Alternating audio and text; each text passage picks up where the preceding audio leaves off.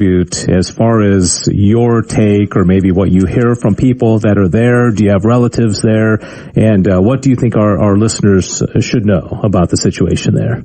Thank you very much, Dave. Thanks for bringing us back again. Actually, we do hear a lot that is going on. And with what my sister just mentioned, that Biafra land is under siege because of the resources. Currently, Biafra should be the most peaceful area in Nigeria. But the government of Nigeria don't want it to be so.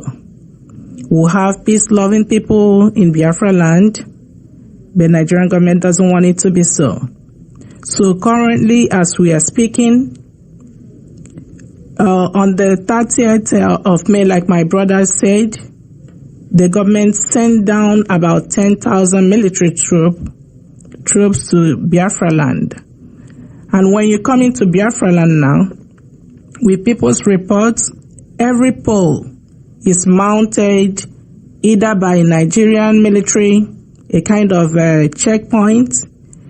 If it's not Nigerian military, it's the naval people on the road, is the police, is the DSS, that's the civil secret service department. They are all every pole in Biafra land, and this is not obtainable in every other part. It's not, you can't get it in any other part of Nigeria. It's only in the Biafra land. And harassing people are being harassed every day. You're going to work, you're gonna come down from your car, like the latest report we got. You come out from your car, walk past the military checkpoint, raising your hands up. Then they're not even searching the cars. If they are looking for something, they should be able to check the cars, but no, they just want to humiliate people. And they're gonna extort money from them, and when you're not able to extort the money, they take you to their station. And we've had a whole lot of dehumanization treatments on our youths. Mostly they are picking the youths. If they see any mark on you, like, you know, tattoo is a common thing in America here. But they see a tattoo on you, oh, you're a criminal. They take you into the, either to their dungeon, wherever they want to keep you. Some of them, they do kill them. And you don't even hear anything about your family member. You don't know whether he got to work, or you know that he didn't come back that day. And you don't even know where to look for the person, because you don't know if he was, I won't call it arrest. You don't know if the person was abducted by the military or the DSS or the police. So you don't even know to look for your loved one for. So these are a kind of events that's going on in Biafra land. And now they are pushing down to establish their Ruga in every community, in not just in Biafra land, other parts of the south. And when they call that the Ruga, they call it like a kind of community for the Fulanis. And these are bloodthirsty human beings. Like an example of that, one of our ex-governors did give them, establish that for them, just to get them in, thinking they were nice people. But what did they turn that area to? They turned it into shallow graves. Because they kidnap, they kill people, they bury them carelessly, and the newest governor, they bumped into that place and they saw thousands and thousands of skeletons of people who are a whole lot of evil going on there. So that place was sealed. It's sealed for now until they find out what happened. How did these people get killed? What happened? How did they get to those areas? So these are the atrocities that is going on with the whole police and the military checkpoints. They say, oh, they are coming for security, but it's not for security. They actually, the people bringing in security to the southeast, because they know it's supposed to be it's actually a peaceful area, but they don't want it that way. They want us to be maybe having all these disturbances, distractions. Why, like my sister said, British government is extorting the oil in our backyards. Because the Biafrans are like, we don't want to continue with this. We are tired of being dehumanized. We are tired of being killed. We are tired of being extorted, money being taken off from us every time. The government, there is no government, there's nothing to show government presence in Biafra land. No road is built, no hospital, no good hospital, no amenities anywhere. But you coming in, send your military, they're extorting money from our people. They go to the last time after the 30th of May, when we try to remember our dead ones in Aba. Now we're hearing some markets are shut down. So how do you want those people to live life? How do you want them to? They can't go back to the market, and the military is telling them until they pay them 2 million naira. Is it 200 million or 2 million naira that they are asking from the marketers to pay before they will be able to go back to their shops? Yeah. And how do you expect those people to live? So these are some reports we are getting from back home, and it's just so heartbreaking. Yeah. And we feel so bad that the word is not coming in. Actually, I know some of them that are listening, that are hearing what is going on. We don't know why they are not being able to react to it. Like my sister said, the leader of the indigenous people of Biafra, who is still incarcerated in their dungeon, is a British citizen. But they're not doing anything. Britain is not doing anything about it. Well, thank you for that report. It sounds like it's very dire there. Let me ask Charles a question, then I'm going to come back to Augustina for her, her own report, having been there recently. You all are all Catholics, and we talk about the Christians in the South. First quick question is, are there Protestants there? Are the Christians all Catholics? Are there both? And also, what is the church doing as far as the organized Catholic Church? Is the church trying to make a difference there? Charles, can you mention that? Sure. There are other denominations or church tradition, but predominantly you find Catholic and Anglican communion competing. Then there are also Pentecostal, evangelicals. They are all in that place.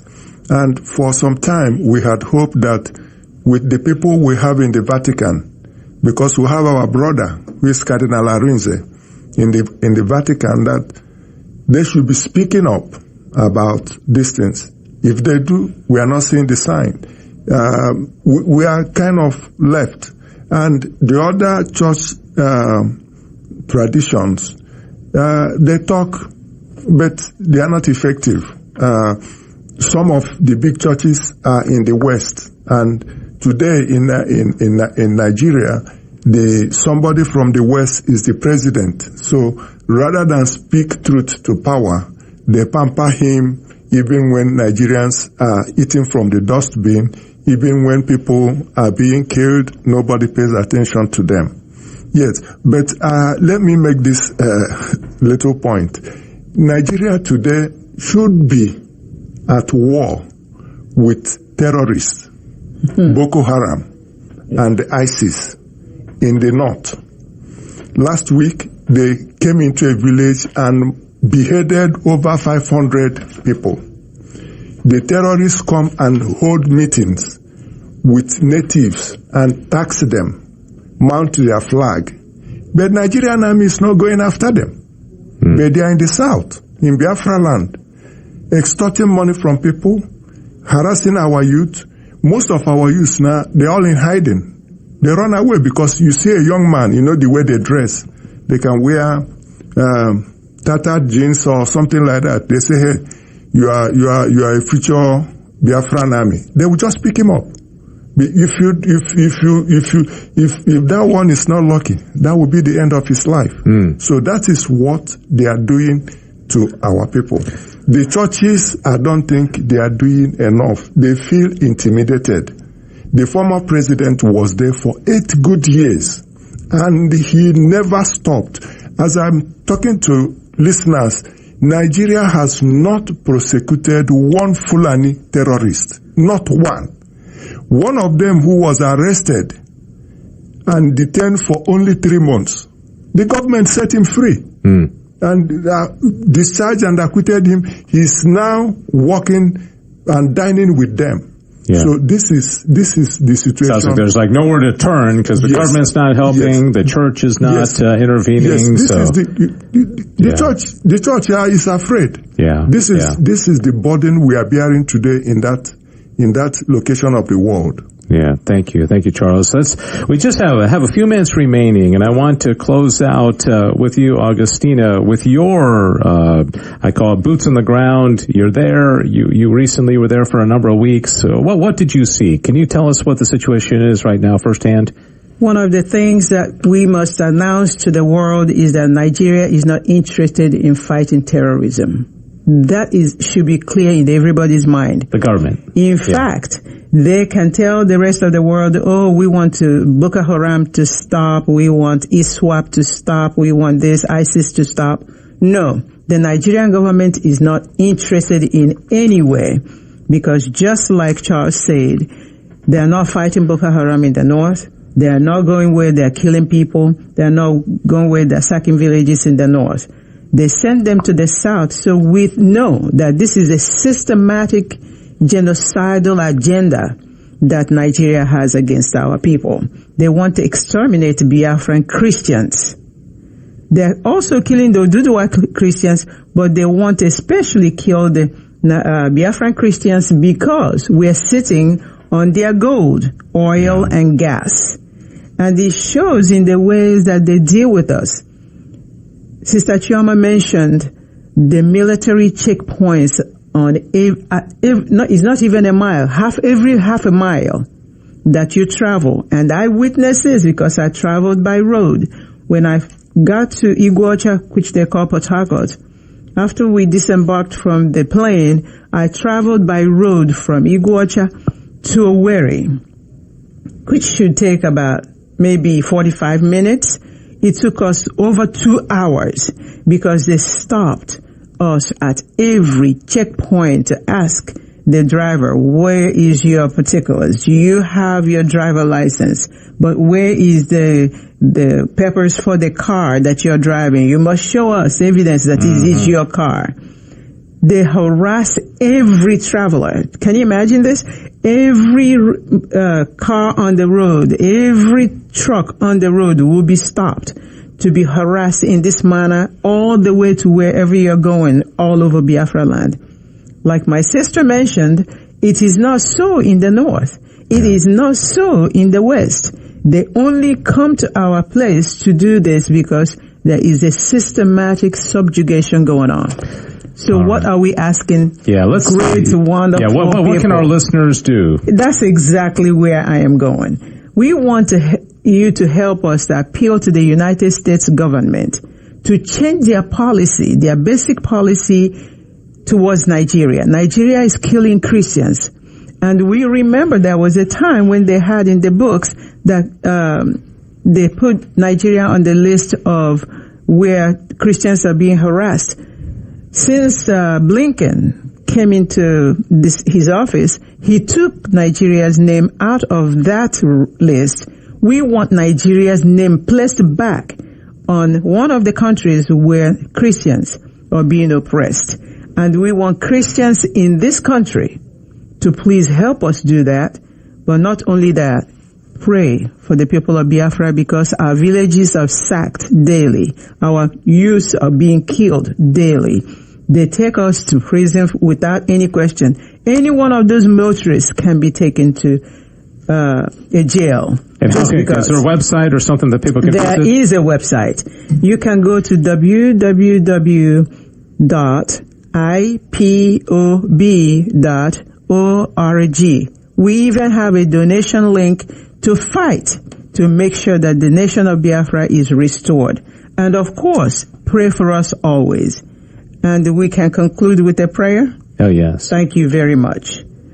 Let's say together, great Christians out there, Christian people, like we say in the Catholic Church, save us, Savior of the world. For by your cross and resurrection, you have set us free. And that's all Biafra Nation is asking for. freedom from this contraption called Nigeria. Thank you. Yeah, thank you very much. That website again, IPOB.org, IP as in people, OB as in Biafra.org. And thank you very much to all three of you for being here. Thanks, Sissel, for running the board. And like they said, please pray that the situation which has been described today is so dire can finally come to an end, and how appropriate that we're doing this.